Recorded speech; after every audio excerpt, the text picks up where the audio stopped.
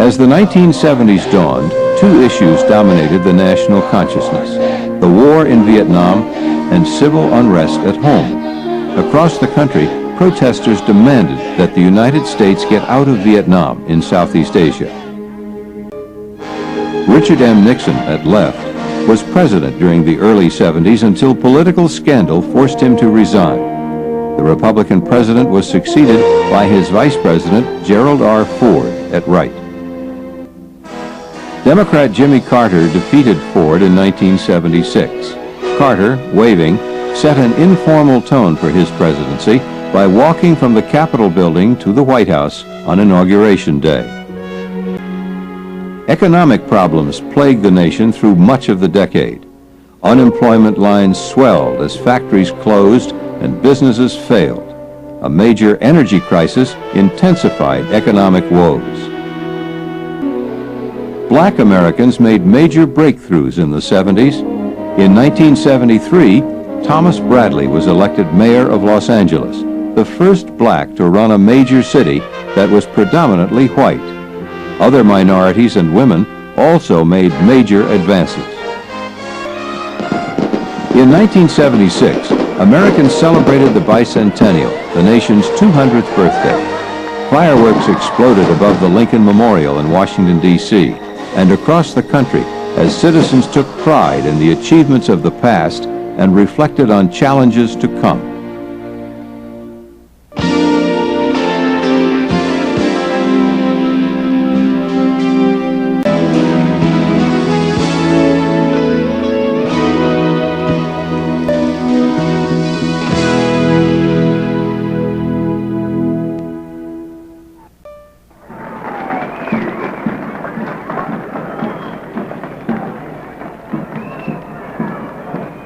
In 1970, the war in Vietnam had polarized American society, often pitting parents against children and workers against students.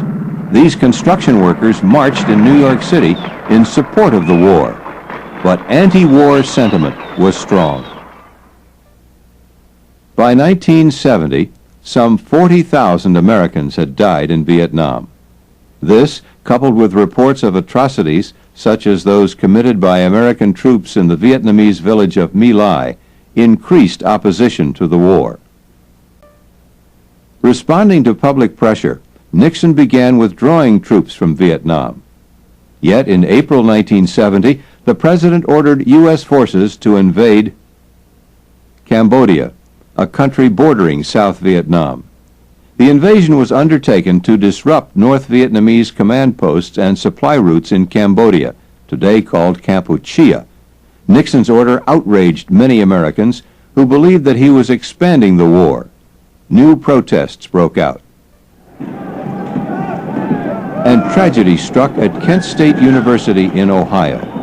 National Guardsmen sent to keep order fired into a crowd, killing 4 students. The shootings shocked the nation.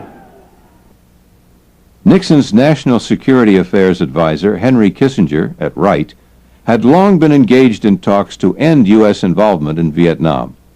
After many meetings, Kissinger and Vietnamese negotiators finally signed a peace agreement in January 1973. In March, the last American combat troops left Vietnam. Soon after, the fragile peace collapsed, and fighting between North and South Vietnamese troops resumed. In 1972, President Nixon scored a major diplomatic breakthrough when he visited the People's Republic of China. This historic trip marked the first meeting between leaders of the two nations and laid the groundwork for establishing diplomatic relations. Here, the Nixons visit the Great Wall with their Chinese hosts. Under Nixon, Cold War hostilities between the United States and the Soviet Union gave way to a spirit of détente, or relaxed tensions. In May 1972, Nixon met in Moscow with General Secretary Leonid Brezhnev, seated at right. The two leaders signed arms treaties that limited the deployment or placement of some nuclear weapons. But in the Middle East, tensions were on the rise. In October 1973, Egypt and Syria attacked Israel in an attempt to regain territories, shown in yellow, lost to Israel in a previous war. Aided by American weapons and supplies, Israel defeated its attackers. American support of Israel angered Arab nations, including major oil producers. These countries retaliated by refusing to sell oil to the United States. This action, called an oil embargo, led to a severe gasoline shortage.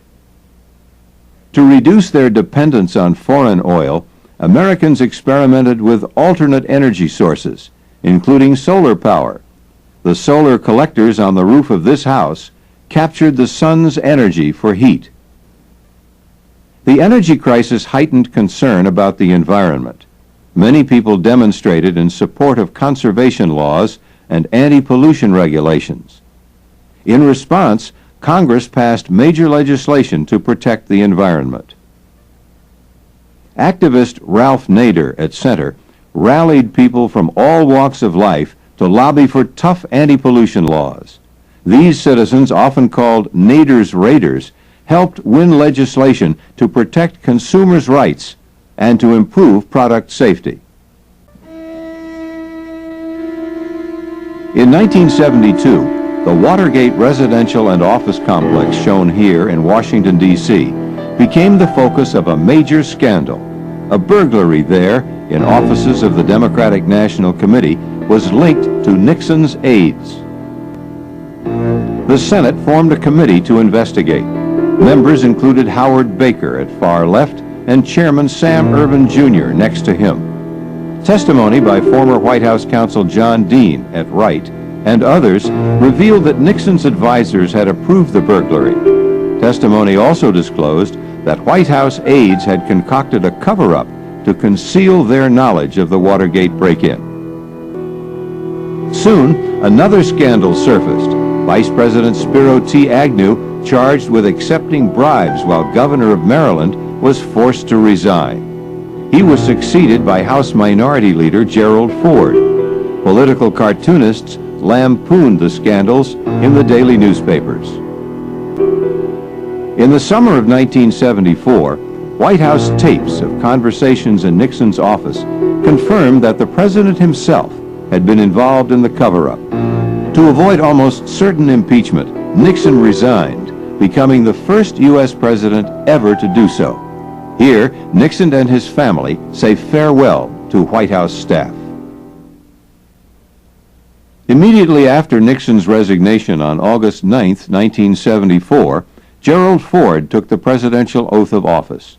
Summing up the Watergate scandals, Ford told Americans, "Our long national nightmare is over." Ford soon granted Nixon a presidential pardon for any crimes he might have committed while in office. President Ford's greatest domestic problem was a stagnating economy. In 1974 and 1975, many factories closed and unemployment soared as the country suffered a business slowdown called a recession. At the same time, inflation, an increase in the price of goods and services, reached the highest level in 30 years. Housing prices skyrocketed, putting home ownership, the dream of many Americans, beyond their reach. Though concerned about the economy, Americans still found time for recreation. A fitness craze swept the nation. People of all ages took up jogging and joined exercise classes to get into shape. Museum goers welcomed the addition of an east building to the National Gallery of Art in Washington, D.C. Critics hailed the structure, designed by architect I.M. Pei, as a major architectural achievement. Attendance at museums nationwide increased during the 70s. Alex Haley wrote Roots, one of the decade's most popular books. This bestseller traced Haley's ancestry from West Africa through the slavery era of the United States to the present day. A television serial based on the book drew the largest TV audience in American history. In April 1975, the nation focused once again on Vietnam. Pushing southward, the North Vietnamese Army had overcome South Vietnamese forces and was marching toward the capital city, Saigon, today called Ho Chi Minh City. Americans who had remained in Saigon rushed to helicopters to be evacuated. South Vietnamese who opposed the communist takeover also fled. Many escaped on dangerously overloaded boats. Some of these so-called boat people emigrated to the United States. Throughout the 70s, the women's movement gained strength. These marchers participated in a women's convention in Houston, Texas in 1977. Delegates campaigned vigorously for an equal rights amendment to the Constitution that would have barred discrimination based on a person's sex. The amendment was not ratified. But women made great strides anyway. Gloria Steinem at Left helped found an influential feminist magazine called Ms. Congresswoman Barbara Jordan at Center was one of many women elected to public office. Tennis star Billie Jean King became the first female athlete to earn more than $100,000 in one season. The Mary Tyler Moore Show, a popular television series, portrayed a single woman with a successful broadcasting career.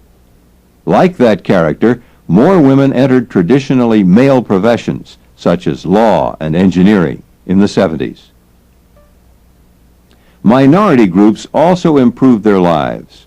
In California, Cesar Chavez at Left organized agricultural workers into a union. He also led successful boycotts of California-grown produce in order to win higher wages and better conditions for farm workers. In 1978, Native Americans walked past the White House in Washington, D.C. at the end of a long protest march that had begun in San Francisco. Their efforts helped defeat legislation that would have eliminated reservations and treaties between the government and Indian nations. The demands of minorities and of women met with opposition from some Americans, symbolized by television character Archie Bunker at right in the series All in the Family. The ultra-conservative Archie and his hippie son-in-law at Left clashed over important issues of the day, including feminism, Vietnam, and the economy. In the mid-70s, cities such as Houston, Texas, grew rapidly as factory closings in the Northeast spurred a population shift to the so-called Sunbelt states of the South and Southwest. A fast-growing region south of San Francisco became known as Silicon Valley when it emerged as a center of computer research and development. Advances in microchips, which are made mostly of silicon, led to the production of personal computers, a major new industry. Space exploration continued throughout the decade. In 1976, an unmanned spacecraft landed on Mars and sent back the first close-up photographs of the planet's rocky, desert-like terrain. In the presidential election of 1976, voters chose Democrat Jimmy Carter, a candidate untainted by scandal and not associated with Washington politics. A former governor of Georgia and a farmer, Carter had never held national office. A deeply religious man, Carter made human rights a major issue of his presidency. During his administration, Congress created a special bureau to investigate human rights abuses around the world. In 1978, Carter invited Egyptian President Anwar Sadat at Left and Israeli Prime Minister Menachem Begin at right to meet at Camp David in Maryland. With Carter acting as mediator, the two men discussed provisions for peace between their two nations. In 1979, Sadat, Carter, and Begin met at the White House to sign a historic peace treaty between Egypt and Israel. With this treaty, Egypt became the first Arab nation to establish diplomatic relations with Israel. Despite this major triumph, Carter was soon caught up in a crisis that greatly weakened his presidency. In 1979, Iranian revolutionaries overthrew the Shah of Iran. who had received strong support from the United States. Iranians burned American flags in anger. When the deposed Shah was allowed to enter the United States, Iranian radicals stormed the U.S. Embassy in Tehran, capital of Iran, taking hostages. 53 Americans were held for the remainder of Carter's presidency, more than a year. Many people blamed Carter for failing to gain their release. Seeking new leadership in the presidency, voters elected Republican Ronald Reagan in 1980. Here, the Reagans at left and the Carters meet after the election. In defiance of Carter, the Iranians waited precisely until Reagan was sworn into office to release the hostages. Despite political scandals and economic hardship, the 70s was a decade of progress in foreign affairs. The United States established diplomatic relations with the People's Republic of China and reduced tensions with the Soviet Union. In 1973, the nation's long, painful involvement in Vietnam finally came to an end. Americans rejoiced as military men and women were reunited with their families. The energy crisis, though costly and inconvenient, triggered a new awareness among Americans. Natural resources, they realized, are limited, and the environment must be preserved for future generations. A graduate of the United States Naval Academy proudly displays her diploma. Throughout the 70s, women and minorities pressed for equal rights. Their efforts, along with court decisions and new legislation, brought the nation closer to the ideals of equality on which it was founded some 200 years earlier.